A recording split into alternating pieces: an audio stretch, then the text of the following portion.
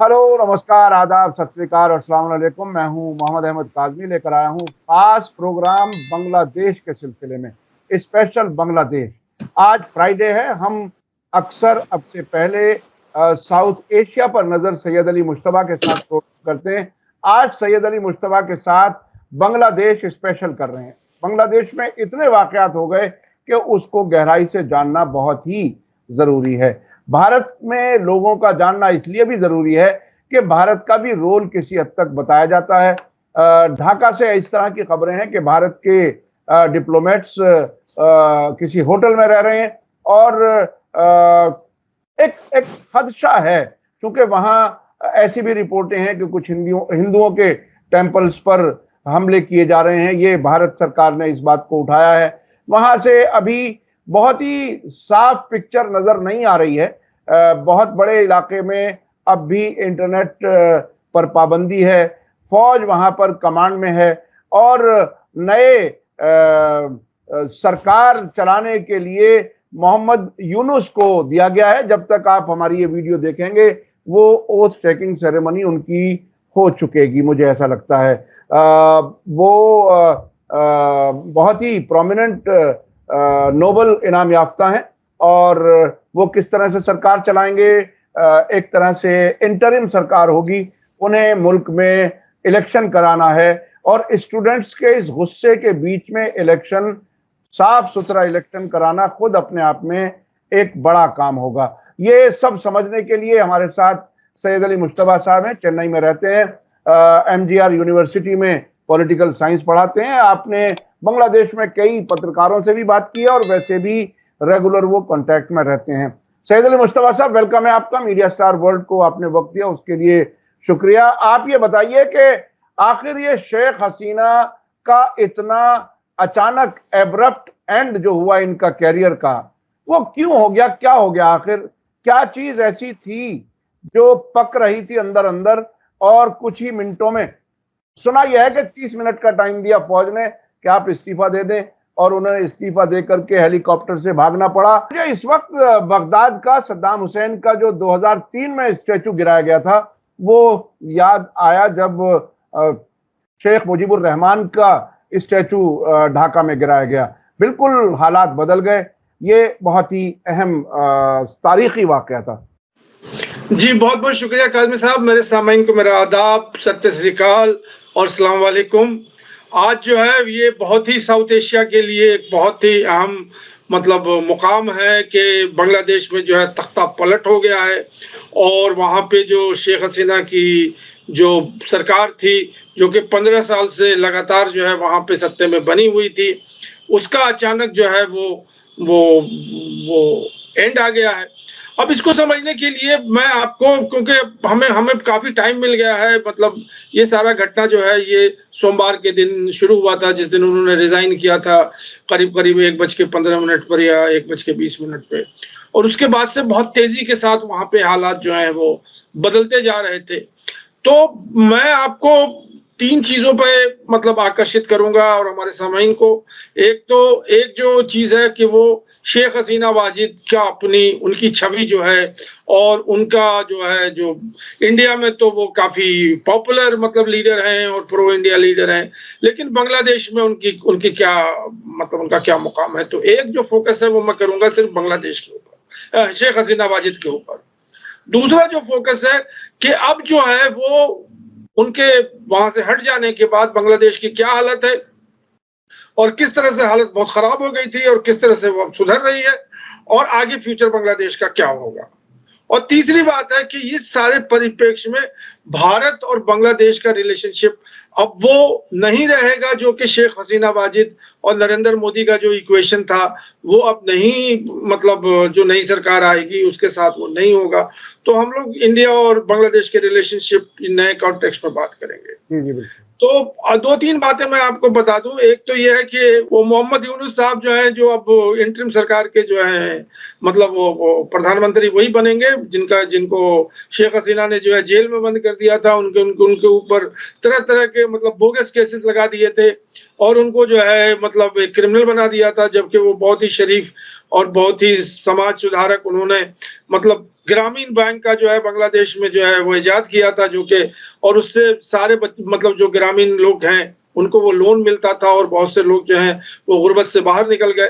इस कंट्रीब्यूशन को शेख हसीना ने जो है वो नकार दिया था और उनको जो है एक क्रिमिनल बना दिया था। और क्रिमिनल बनाने के बाद तो ये बात मैं कह रहा हूँ शेख हसीना वाजिद के हवाले से, और अभी इसी के ऊपर मैं चर्चा करूंगा। लेकिन मैं आपको पहले पूरे बांग्लादेश की हिस्ट्री को समझा देता हूँ ताकि जो हमारे सामीन हैं वो समझ जाए।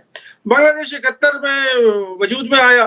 71 से लेके 75 तक जो है वो शेख हसीना वाजिद के जो वालिद थे मुजीबुर रहमान, उन्होंने चलाया उसको। और उसके बाद एक कू हो गया वहां पे, मिलिट्री कू, और ये वही कू हुआ जो कि शेख मुजीबुर रहमान एक्स्ट्रा ऑर्डिनरीली बहुत ज्यादा इंडिया के ऊपर लीन कर गए। ये बात सही है कि इंडिया ने बांग्लादेश को बनाया और मिलिट्री इंटरवेंशन किया, वो तो पुरानी कहानी हो गई। लेकिन उनकी सरकार जो है वो इंडिया ही चला रही थी। तो उसके अंदर जो मुखालफत हुई वो आर्मी के अंदर मुखालफत हुई कि शेख मुजीबुर रहमान बहुत ज्यादा जो है ये प्रो इंडिया हो गए। अब मैं एक बात और एनालिसिस आपको बता दूं जो कि हमारी मीडिया में या इंडिया की मीडिया में नहीं आ रहा है। देखिए बांग्लादेश में जो है दो आइडियोलॉजी चल रही है, अभी भी चल रही है, पहले भी चल रही थी और आगे भी चलती रहेगी। पहली आइडियोलॉजी है कि वहां 98% लोग जो हैं वो मुसलमान हैं और वहां पे क्लैश ऑफ आइडेंटिटी चल रही है कि मुसलमान पहले हैं कि बंगाली पहले हैं।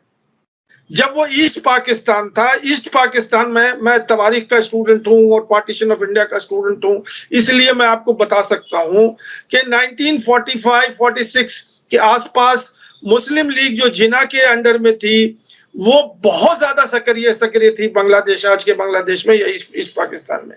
और 46 के इलेक्शन में ओवरवेलमिंगली बंगाली लोगों ने पाकिस्तान के लिए हस्ताक्षर किया था और उनकी इस्लामिक आइडेंटिटी जो है वो 1947 के पार्टीशन में बहुत ऊपर थी।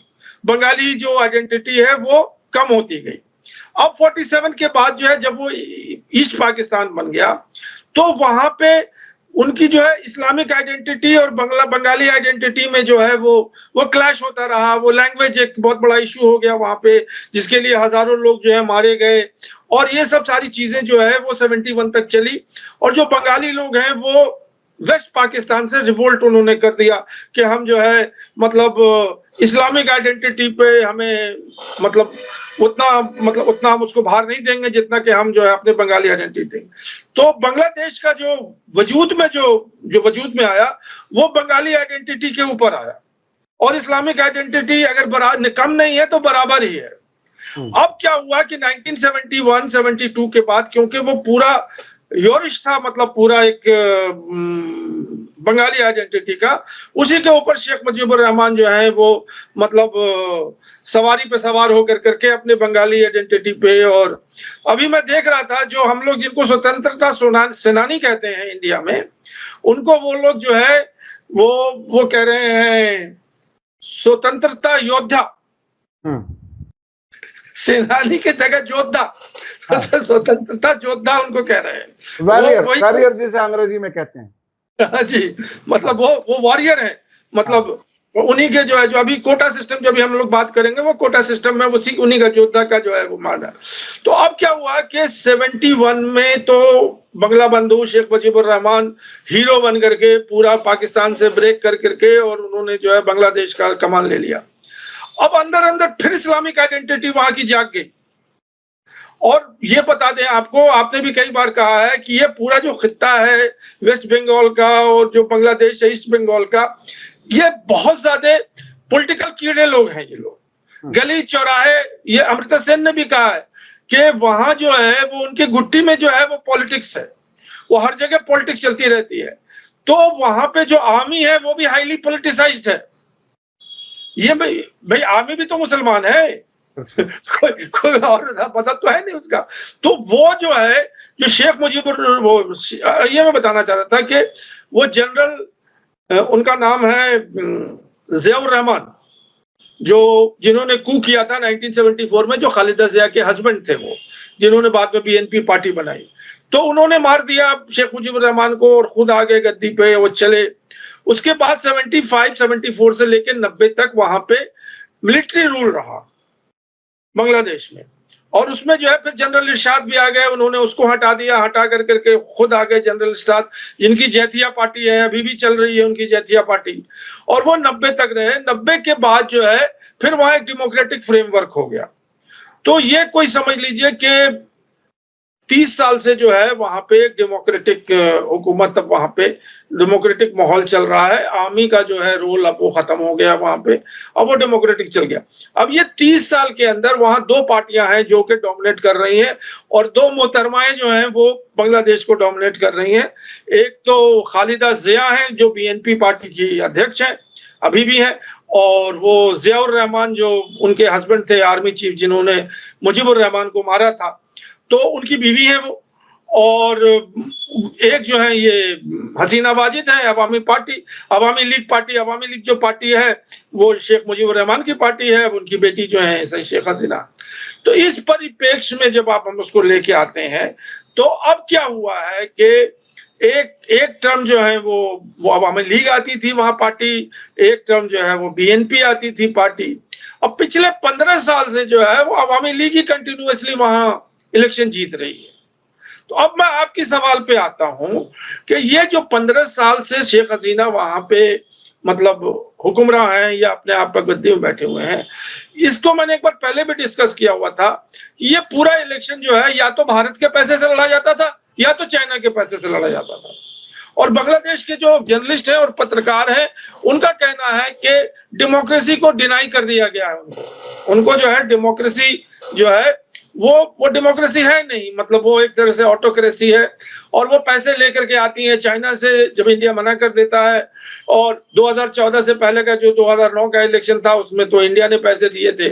और बल्कि जो आप कमेंटेटर वगैरह हैं, ताज हाशमी साहब हैं, वो आप कनाडा में रहते हैं, उनसे भी हमारी बात हुई, तो वो उन्होंने कहा कि बाकायदा सुजाता सिंह जो हमारी फॉरेन सेक्रेटरी थी, मतलब जयशंकर से पहले इंडिया की, वो वहां होटल में विराजमान थी, और एक 5 स्टार होटल जो है इंडिया ने करीब करीब खरीद लिया था वहां पे। और पूरा जो इंडिया का एक्सटर्नल अफेयर मिनिस्ट्री है वहीं जाके बैठा रहता था, कई फ्लोर में उनके दफ्तर चल रहे थे। और पूरा बांग्लादेश का जो भी किसको हटाना है, किसकी पोस्टिंग करनी है, कहाँ क्या कितने पैसे फंडिंग देने हैं, कौन सा कॉन्ट्रैक्ट लेना है, ये सारी चीजें जो है वो इंडिया कर रही थी। उसके बाद जो दूसरा इलेक्शन हुआ मोदी जी का 2014 में, उसमें मोदी जी ने मतलब हाथ अपना खींच लिया था। और वो जो हाथ खींच लिया था तो वो चाइना चली गई, चाइना ने उनको पैसे दे दिए।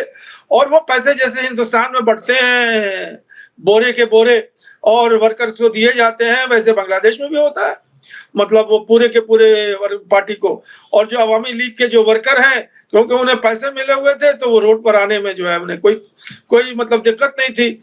और वो लोग जो है वोट रिगिंग और जो कुछ होता है, तो दूसरा इलेक्शन भी उन्होंने देख लिया। तीसरा इलेक्शन जो है वो बात फंसी, लेकिन उसमें मोदी जी जो है 2019 तक तो बहुत ज्यादा मतलब इंडिया में जो है वो उनको कोई चैलेंज नहीं कर सकता था। 2019 के आसपास वहां इलेक्शन हुई थी, 2018 के आसपास वो, तो उसमें जो है वो पैसा जो है इंडिया ने फिर दे दिया।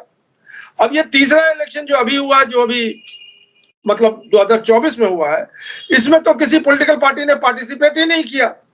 ये तो वन साइडेड इलेक्शन था, सिलेक्शन हो गया, मतलब जो जीतने वाला था वही खड़ा हुआ, वो जीत गया। तो कहने का मतलब ये है कि ये 15-16 साल जो है ये शेख हसीना के पूरे पॉलिटिकल मतलब जो उन्होंने अपने आप को वहां पे वो छोड़ना नहीं चाहती थी गद्दी, और इसमें उन्होंने क्या किया है कि बहुत ज्यादा डिक्टेटरशिप कर दिया है अपने अपोजिशन को। मैं उसी पर आना चाहता था कि पहले ही दिन जब शेख हसीना ढाका से निकल आई, बाहर आ गई और भारत आ गई, उसी दिन मीडिया के काफी सीनियर लोगों ने ढाका में ये कहा कि इनके दौरे हुकूमत में तो इलेक्शन होते ही नहीं थे, यानी इलेक्शन से सेटिस्फाइड नहीं थे सीनियर जर्नलिस्ट भी। अल जजीरा मैंने देखा बाकायदा उन्होंने इस तरह की रिपोर्ट की, और कुछ लोगों ने उन्हें तानाशाह भी कहने की कोशिश की। लेकिन जब तक वो हुकूमत में थी तब तक ये तानाशाही वाला टैग वहां से बाहर मीडिया में नहीं निकल करके आ रहा था। क्या मोदी जी की तरह से वहां भी मीडिया पे उन्होंने कंट्रोल कर लिया था कि वो खामोश बैठे हुए थे कि इस तब्दीली का इंतजार कर रहे थे, उसके बाद में बोलना शुरू किया? नहीं, देखिए मैं इस बात पर सहमत नहीं हूँ। देखिए जहाँ जिस कंट्री में जो लोग रहते हैं, हम आप रह रहे हैं हिंदुस्तान में, तो यहाँ के हालात को ज़्यादा अच्छी तरह से समझते हैं बनिस्बत के मतलब बांग्लादेश के हालात को। बिल्कुल, तो बिल्कुल। वहाँ तो आक्रोश था ही था। हुँ, लोग अपने घरों के अंदर ड्राइंग रूम के अंदर बैठ करके, अब शेख हसीना ने जो है एक स्क्वाड बनाया था, जिसको जो के जाता था और किसी को भी उठा लेता था, जिसके हुँ, लिए अमेरिका को इंटरवेंशन करना पड़ा। हुँ, और अमेरिका ने उसके ऊपर सैंक्शन लगाए और उन्होंने मतलब वो कहा कि उसके कहने के बाद जो है वो स्क्वाड जो है वो बंद हो गया। ये बहुत बड़ा उसने जुल्म का काम किया, जो कि मतलब अब खुल के आ रहा है कि हुँ, उस स्क्वाड ने कैसे-कैसे जगह जहाँ पे वो कोई भी अपने खिलाफ कोई भी डिसेंट बर्दाश्त नहीं कर सकती थी। यानी और तकरीबन वही तानाशाही वाला रुख था, जिसकी वजह जी। से लोग नाराज़ थे। अच्छा, हमारे पास वक़्त ज़रा कम होता जा रहा है। अब ये बताइए कि अब के बाद क्या कुछ होगा? जो प्रोसीजर जिस तरह से जो आर्मी चीफ हैं वक़ारुज़्ज़मा, जिस तरह से वो बता रहे हैं, क्या उस तरह से पुरअमन बढ़ता जाएगा? चूँकि हमें उम्मीद ये थी कि शेख हसीना के वहाँ से निकलने के बाद, उसके बाद अब वहाँ ज़रा शांति हो जाएगी, अमन हो जाएगा। लेकिन उनके निकलने के बाद भी उनकी पार्टी के लोगों पर हमले, कई लोग मर चुके, मुसलसल अब भी गर्म खबरें आ रही हैं, ठंडा क्यों नहीं हो रहा है? देखिए, इसको अगर मैं 2 पार्ट में डिवाइड कर दूँ कि एक ये है कि बांग्लादेश का क्या रोड मैप है। हुँ, तो वक़ारुज़्ज़मा जो है, ये आपको मैं अंदर की बात बता रहा हूँ, ये दामाद हैं हमारे शेख हसीना वाजिद के। अच्छा, ये मुझे बांग्लादेश से खबर हुई है। हाँ, शेख हसीना वाजिद की चचेरी बहन के ये बेटी जो है ब्याही है वक़ारुज़्ज़मा से। अच्छा, अच्छा। तो और शेख हसीना वाजिद ने उनसे कहा था, इनकी भी बहुत ज़्यादा प्रमोशन-वरमोशन दे कर के इनको बाकी लोगों को हटा कर के आर्मी चीफ बना दिया था। हुँ, और हुँ। इसलिए बना दिया था कि अगर कोई ऐसी वक़्त आएगी तो ये उन्हें सपोर्ट करेंगे। जो हाँ, कि तो इन्होंने वो सपोर्ट ज़ाहिर हो गई, वहाँ से बाकायदा बाइज़्ज़त निकाल दिया गया और दिल्ली तक जो हवाई जहाज़ आया, वो बांग्लादेश का जहाज़ आया, जो हमारे फ़ॉरेन मिनिस्टर ने पार्लियामेंट में बयान दिया कि हमने उस जहाज़ को क्लियरेंस दी, वो आया और बाकायदा वहाँ की सरकार से रिक्वेस्ट आया हमें, यानी जो फौजी सरबराह बाद में कंट्रोल कर रहा है, उसने बाकायदा सेफ पैसेज दिल्ली तक पहुंचने के लिए दिया। इस ये बात आपकी बात साबित हो रही है कि उन्होंने पूरी हमदर्दी दिखाई उसके बाद भी। जी, ये तो मैं अभी आपके साथ डिस्कशन करने के बाद समझ में आई, लेकिन उसके उसका मुझे मतलब पहले मुझे जो उसका तज़िया था वो ये था कि इंडिया ने प्रेशर दिया था वहाँ के आर्मी चीफ को कि आप उन्हें जो है निकलने दीजिए और उनको जो है जाने दीजिए। लेकिन अब जब आपके साथ जब मैं बात कर रहा हूँ, तो हो सकता है कि उल्टी बात भी जो है वो अब दोनों को एक और एक को मिलाएँगे तो 2 बन जाएगा। तो जी, उसको जी। कैसे आप देखते हैं वो आपकी चीज़ है। अब हाँ। उन्होंने जो है वो रिफ्यूज कर दिया था शेख हसीना वाजिद को, जो आर्मी चीफ हैं वक़ारुज़्ज़मा ने, कि हम जो है वो गोली नहीं चलाएँगे स्टूडेंट्स के ऊपर। अनरेस्ट जो हो रहे हैं, इसके ऊपर हम कोई भी काउंटर मेजर नहीं करेंगे, जिस पे काफ़ी उनकी डिस्कशन भी हुई और उन्होंने रिफ्यूज कर दिया। अब वो हालात बिगड़ते-बिगड़ते जो हैं वो करीब-करीब जो है 12 बज गए थे और उस वक़्त जो है उनकी बहन जो है रेहाना जो थी वहाँ पे, वो उन्होंने उनको प्रेशराइज़ किया, इन्होंने जो आर्मी चीफ हैं, कि इनसे कहिए कि ये जो है रिज़ाइन कर दें। फिर भी वो रिज़ाइन नहीं किया, तो आखिर में उन्होंने जाकर के उनको कहा सीधा कि आपके पास सिर्फ़ 45 मिनट है और अपने बैग जो है आप पैक कर लीजिए। मैं जो हूँ वो नहीं कर सकता हूँ खून-रेज़ी यहाँ पे। तो हुँ। उसके बाद उन्होंने जो अपने कुछ ख़ास सामान थे उसको पैक किया और वो हेलीकॉप्टर जो है वो बाकायदा वहाँ से उड़ा, उड़ने के बाद जो है यहाँ हिंडन बेस जो हरियाणा यहाँ पे गाज़ियाबाद अगरतला गया, वहाँ से फिर जहाज़ से आए यहाँ पर। नहीं, वो डायरेक्ट वो अगरतला के रूट से आए, अभी भी हमें कन्फ्यूज़न है। अच्छा, क्योंकि अच्छा। वो पूरा जो बांग्लादेश का जो जो हवाई जहाज़ है, वही वहाँ से अगरतला होता हुआ, बिहार होता हुआ और यूपी होता हुआ, वो आकर के यहाँ गाज़ियाबाद हिंडन एयरपोर्ट पे रुका है।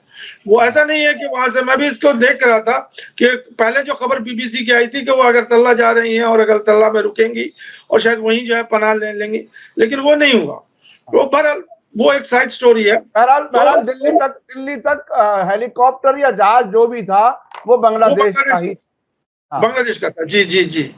और उसके बाद जो हुआ वो तो आप जानते ही हैं कि अजीत डोभाल गए उनको रिसीव करने के लिए और उसके बाद उनसे बातचीत हुई। फिर वहीं जो है एयरपोर्ट जो उनका एयरबेस है वहां पे उनको रखा गया।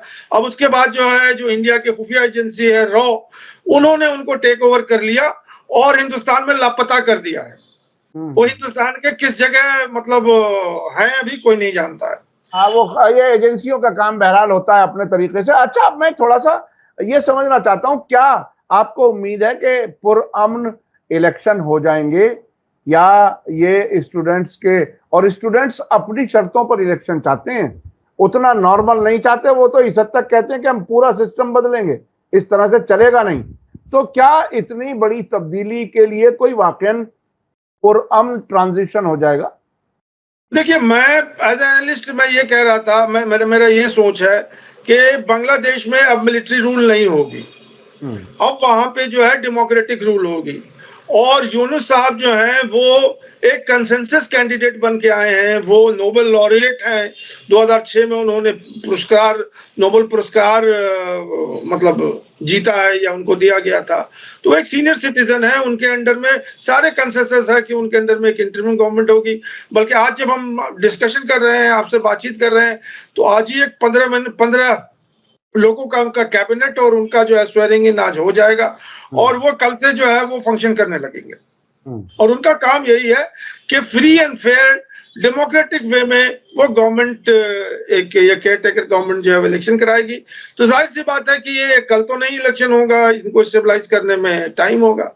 अब यहाँ पे एक बात आ जाती है कि ये जो स्टूडेंट्स लोग हैं इनका क्या रोल होगा फ्यूचर गवर्नमेंट में। तो मुझे जो जहां तक अंदर से खबर आई है, ढाका से जो जर्नलिस्ट लोग हैं, ये लोगों ने कहा कि स्टूडेंट लोग जो हैं ये कुछ न कुछ लीडर जो हैं वो नए गवर्नमेंट में मिनिस्ट्री की पद पे जाएंगे। ये ऐसे नहीं छोड़ेंगे कि मतलब जो इतना बड़ा पावर चेंज कर दिया उन्होंने। आपको याद होगा आसाम एजुकेशन में जो लोग थे हॉस्टल से जो है वो चीफ मिनिस्टर बन गए, हॉस्टल में यूनिवर्सिटी में रह रहे थे और उसके बाद चीफ मिनिस्टर बन गए। तो यहाँ पे वही होने वाला है कि ये जो स्टूडेंट्स लोग हैं इनको माइनस करके वो सरकार नहीं बना सकते हैं, और वो जो भी फेयर सरकार होगी उसमें उनको टिकट दिया जाएगा, वो इलेक्शन लड़ेंगे। और जाहिर सी बात है कि जब इलेक्शन लड़ेंगे वो जीतेंगे तो जो सत्ताधारी पार्टी होगी उसमें जो है वो, अब ये बात आती है कि वहां कौन सरकार बनाएगा। ये बड़ी चीज है। ये यूनुस साहब तो अपना ये इंटरिम सरकार बना लेंगे, 6 महीने चले 3 महीने चले जब वो होगा। तो अभी इस पे ये है कि अब जो सरकार आएगी वो बीएनपी सपोर्टेड सरकार आएगी, जिसमें खालिदा जिया जो है वो तो अब रिटायर्ड हैं, बिल्कुल मर के बिस्तर पर हैं, लास्ट स्टेज उनका जो है वो कैंसर का है, तो वो तो अब फिर से उठ के वो नहीं होंगे। उनका बेटा जो है वो बाहर है, वो करप्शन चार्जेस में है, और एक जो है वो भी नहीं शायद आ पाएगा बांग्लादेश में, क्योंकि उस पर बहुत सारे करप्शन खालिदा से इन्होंने शेख हसीना ने लगाया हुआ है। तो लेकिन पार्टी जो है उनकी संगठित है, वहां पे अभी जो एजिटेशन कर रहे हैं उनका कोई एक लीडर है आलमगीर, वही सारे एजिटेशन वगैरह ले रहा है। तो अब ये देखिए कि इलेक्शन कब अनाउंस होगा और फिर कौन जीत के आता है। तो मुझे तो यही लगता है कि जो आर्मी का रोल है वो जो है सिर्फ बांग्लादेश में लॉ एंड ऑर्डर और मतलब जो फिर से मतलब यह है कि समान हालत, अब आहिस्ता आहिस्ता बांग्लादेश में जो है फिर से समान हालत होने लगे हैं। मतलब सोमवार से लेकर करके ये करीब 4 दिन तक जो है वहां पे जो हिंसा हुई वो काफी शर्मनाक है। तो मैंने ये बात जो है वहां के पत्रकारों से पूछा कि भाई ये क्यों आपने जो है वो हिंदुओं को मार रहे हैं और टेम्पल्स को जो है आप डिस्क्रेडिट कर रहे हैं और ये जला रहे हैं, और शेख हसीना के अवामी लीग के 29 लोगों को मार दिया है। घर जा करके उन्होंने जो उनके लीडरान थे जो बड़े बड़े भाषण दे रहे थे अगेंस्ट द स्टूडेंट्स, तो वहां पे काफी खूनरेजी तो हुई है, इसमें कोई शक नहीं है, और जो स्टूडेंट ने किया है वो भी बहुत निंदाजनक है। तो जो हमारे पत्रकार लोग हैं वो तो हमारे दोस्त हैं, तो उन्होंने हमें याद दिलाया 1984 इंदिरा गांधी के असैसिनेशन के बाद राजीव गांधी का स्टेटमेंट, जो कि इंडिया में बहुत प्रचलित है, आज भी लोग याद जानते हैं कि जब बड़ा दरख्त कोई गिरता है तो आवाज तो होती ही है, जमीन हिलती है, आवाज जमीन हिलती है। अच्छा, आवाज अब मैं थोड़ा सा, टाइम हमारे पास बहुत कम रह गया। अब भारत और बांग्लादेश का ताल्लुक कैसे चलेगा? ऐसा सुनने में आता है, और एक आध बार मैं गया भी हूं, वहां एंटी इंडिया सेंटिमेंट्स भी बहुत पहले से हैं, और उसमें जमाते इस्लामी वगैरह जो कभी प्रो पाकिस्तान समझे जाते थे वो भी हैं, और शायद बीएनपी के लोग भी हैं, उनका झुकाव चीन की तरफ है। मैंने तो बांग्लादेशी किसी जानने वाले से ये मजाक भी किया कि यार तुमने हिंदुस्तान से इतनी दूरी मतलब बनाई हिंदुस्तानी खानों की, मुगलई खाने छोड़ करके चाइनीज में चिकन डाल डाल के खाते हो, यार ये क्या करते हो? तो मैं एक समझना चाह रहा हूं कि आने वाले वक्त में भारत के साथ क्या होगा, भारत का ताल्लुक किस तरह से बनेगा? देखिए, एक बात तो तय है कि जो इंडिया और बांग्लादेश के रिलेशन शेख हसीना वाजिद के साथ थी 15 साल से या उससे ज्यादा से ही, वो अब तो बरकरार नहीं रहेगी। लेकिन बांग्लादेश को भी आगे जाना है, भारत को भी आगे जाना है। बांग्लादेश जो है और भारत जो है उसका जो है समझ लीजिए एक तरह से मतलब बहुत ही घनिष्ठ संबंध है, जो कि बहुत सारे लेवल्स पे है। मतलब ये जरूरी नहीं है कि रिलीजन के लेवल पे हो और मतलब हिंदू और मुसलमान के लेवल पे हो, बहुत से लेवल पे हैं जिस पे बांग्लादेश को भारत के अलावा दूसरा कोई और मतलब उसके पास विकल्प नहीं है। चाइना बहुत दूर है और चाइना के साथ जो है, तो मुझे अभी इस वक्त जो मैं ये सोच रहा हूं वो उसका वही रुख होगा जो मालदीव्स और भारत का रुख है अभी, कि वो दोस्त भी है और दुश्मन भी नहीं है। मतलब दुश्मन बांग्लादेश जो है वो भारत को नहीं बना सकता है, नहीं बना सकता जी, बिल्कुल। वो तीन तरफ से घिरा हुआ है, के अलावा उसके पास कोई चारा नहीं है। बिल्कुल। लेकिन तीन तरफ से घिरा हुआ है, कम आबादी है, और वहां से पढ़ने के लिए स्टूडेंट्स बहुत से इंडिया आते हैं, इलाज के लिए इंडिया बहुत आते हैं। ये तादाद अच्छी खासी है, तो जाहिर है उसको नजदीक तरीन तो इंडिया ही है। जी, यहाँ हमारे, मैं तो यहीं पे, यहाँ शंकर नेत्रालय है जो आंखों का इलाज करता है। बांग्लादेशी यहाँ भरे होते हैं। एक दिन मैं गया था अपना आई टेस्ट कराने के लिए, तो वो हमसे किसी बांग्लादेशी को मिला दिया, बोला कि ये क्या बंगाली में बोल रहा है, इसको ट्रांसलेट करो। मैंने कहा यार मुझे कुछ बंगाली आती नहीं है, मैं क्या बताऊं। यहाँ उन लोगों ने ट्रांसलेटर रखे हुए हैं, अरबी ट्रांसलेटर है, पर्शियन ट्रांसलेटर है। वो आजकल तो वो मेडिकल टूरिज्म बहरहाल है भारत का। तो देखिए, भारत और बांग्लादेश के ताल्लुकात खराब नहीं हो सकते, ये आपने बताया, और ये बहुत ही जरूरी नहीं है कि बहुत ज्यादा दोस्ती वाले भी हों, क्योंकि शेख हसीना के साथ जो कुछ हुआ और भारत ने जो कुछ किया, शायद बांग्लादेश में जो एंटी इंडिया सेंटिमेंट्स हैं उसका भी कोई असर तो रहेगा। और आखिरी मिनट तक भारत ने उनके साथ जो है वो अच्छे ताल्लुकात बनाए रखे, और वहां प्रोटेस्ट होते रहे। ऐसे वक्त में जब वहां बहुत प्रोटेस्ट हो रहे थे, शायद उसके बाद तो कॉशन ले लेना चाहिए था भारत को, वो नहीं लिया गया। और ये भी चीजें याद रखने की होती हैं, जब किसी मुल्क में कोई इनकलाब आता, बड़ी तब्दीली आती है, तो ये सब चीजें याद रखी जाती हैं। आने वाले वक्त में कब ये हील अप होगा? जी, आप कुछ कहना चाह रहे हैं?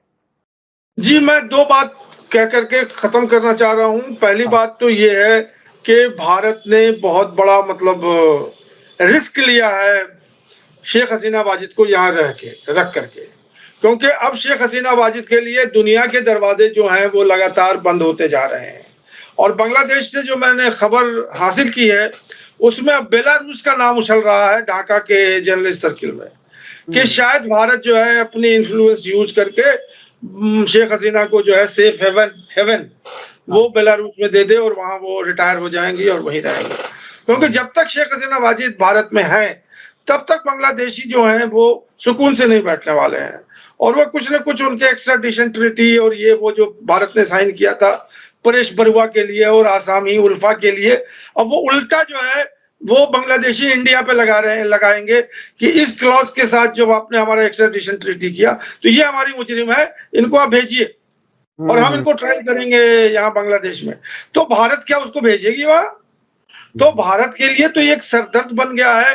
अब ये पूरी अपनी डिप्लोमेटिक मिशन जो है वो लगाए हुए है कि इनको कहाँ भेजा जाए, कौन लोग। अमेरिका ने तो बंद कर दिया उनको कह दिया कि हम इन्हें वीजा नहीं देंगे, वीजा तो बंद हो गया उनका। इंग्लैंड में जो है अब सरकार बदल गई है, अब जो नए सरकार लोग आए हैं उन्होंने कहा कि इनको वीजा वगैरह तो नहीं मिलेगा, बल्कि इनको असाइलम के लिए हम लोग कंसिडर कर सकते हैं, असाइलम सीकर के लिए। तो इंडिया के लिए तो बहुत मतलब एक नाजुक वक्त था कि कितनी जल्दी से जल्दी वो शेख हसीना को यहाँ से मतलब हटा कर करके किसी और मुल्क में दे दें ताकि। वैसे शेख हसीना का दिल्ली से एक और कांटेक्ट है, आपने एक बार डिस्कस किया था, उन्होंने अपनी बेटी को यूनाइटेड नेशन की किसी ऑफिस में लगवाया हुआ, वो दिल्ली में ही है उनकी बेटी। और जहां जहां मैं बैठ करके बात कर रहा हूँ, शायद यहाँ 3-4-5 किलोमीटर के अंदर ही वो सारे ऑफिस हैं जो शेख हसीना की बेटी हो सकता है जहां बैठती हो। तो वो भी तो एक लिंक है, वो अपनी बेटी के साथ यहाँ रह सकती हैं। आने वाला वक्त बताएगा आखिर क्या सूरत हाल बनती है, भारत कितना एकोमोडेट करता है, कितना नहीं करता। जी, दूसरी जो बात मैं आपसे कहना चाह रहा था कि अब जो है बांग्लादेशी, जो कॉमन बांग्लादेशी, आपको याद होगा कि इंटरनेट पे कैंपेन चला था क्विट इंडिया या वो गुड्स के लिए कि जितने भी गुड्स इंडियन गुड्स हैं वो बांग्लादेश में बेचे जा रहे हैं। उसके खिलाफ जो है बहुत बड़ा एक मुहिम चला था कि बाइकआउट का सिलसिला, बाइकआउट के लिए कि वो डाबर तेल है और आटा है और घी है और ये सब इंडिया ही नहीं। तो वो भी मुझे कुछ बांग्लादेशी जर्नलिस्ट ने कहा कि वो भी एक बहुत बड़ा ट्रिगर था कि इन बांग्लादेश के पूरे इकोनॉमी को भारत ने कंट्रोल किया हुआ था और बांग्लादेश को किसी और भी इकोनॉमी से भारत जो है उसको मर्ज करने नहीं दे रहा था। अब ये गुड्स आ रहे हैं तो कहीं और से भी आ सकते थे, लेकिन पूरा इकोनॉमी जो है वो बांग्लादेश का जो है वो भारत ने कंट्रोल किया था। और शेख हसीना जो थी वो एक पपेट रिजीम थी भारत की। ये भी मैं आपको बता दूं कि मुझे बहुत ही सूत्रों ने बताया है, पहले जब मैं साउथ एशिया का स्टूडेंट था, कि जनरल इरशाद की हुकूमत जो है 3 साल या 4 साल चली थी 85 के बाद, शेख ज़ियाउर रहमान के मरने के बाद। तो उसके बारे में भी कहा जाता है कि उसकी सरकार को, मिलिट्री रूल को भारत ने ही संरक्षण दिया हुआ था और वो चलाते रहे थे, जबकि उनके बाद जो है तो ये जो शेख हसीना की जो सरकार थी ये टोटली एक पपेट रिजीम थी, बल्कि एक्सटर्नल अफेयर मिनिस्ट्री और सारी मिनिस्ट्री इंडिया की वो बांग्लादेश को चला रही थी। ये हकीकत कोई भारत का चैनल या कोई नहीं बताएगा जो आपने बताई है। वाकई ये मैंने भी वहां कुछ चीजें महसूस की थी। बहुत बहुत शुक्रिया, वक्त हमारा खत्म हो गया है। इसी के साथ मुझे दीजिए इजाजत। अभी क्या कुछ कहना चाहते हैं? और मैं आपको रोकना चाहता हूँ, वो उसके बाद फिर एंकरिंग कर लीजिएगा बाद में कि बहुत वो ये है कि हमारे भारत के चैनल में जो है और बहुत सारे वीडियोस और ये सब वो डिस्क्रिप्शन ऑफ जो हिंदुओं को मारे जा रहे हैं, कम्युनल राइट्स हो रहे हैं और मंदिरों को जो है तोड़ा जा रहा है, इसके खिलाफ भी कुछ बांग्लादेशी जर्नलिस्ट ने हमसे बात किया था कि वो चीजें नहीं दिखाई जा रही हैं भारत के मीडिया में, जबकि मुस्लिम जो समाज है वहां का, बंगाली या मुस्लिम समाज, जो कि हिंदुओं के जो टेम्पल्स हैं उसके चारों तरफ घेराबंदी किया है, वो संरक्षण दे रहा है, वो संरक्षण दे रहा है, उन्हें बचा रहा है। जिन्होंने हिंदुओं के घरों को जो मतलब अटैक कर रहे हैं उनको प्रोटेक्ट कर रहे हैं, ये न्यूज जो है वो भारत का चैनल नहीं दिखा रहा है। जाहिर है भारत में आरएसएस बीजेपी की सरकार है, तो भारत में भारत में आरएसएस बीजेपी की सरकार है, तो जाहिर है उन्हें यही पसंद है कि वो नफरत की कुछ बातें बढ़ाते रहें। ये हमने बहुत बार महसूस किया है। बहुत बहुत शुक्रिया। इसी के साथ मुझे दीजिए इजाजत। धन्यवाद, शुक्रिया। जय भारत, जय हिंद। मीडिया स्टार वर्ल्ड के और वीडियो देखने के लिए हमारे चैनल को सब्सक्राइब करें और सीधे नोटिफिकेशन पाने के लिए बेल आइकन दबाएं। और अगर हमारी खबर सच्ची और अच्छी लगे तो अपने व्हाट्सएप, इंस्टाग्राम, फेसबुक और ट्विटर अकाउंट पर जरूर शेयर करें।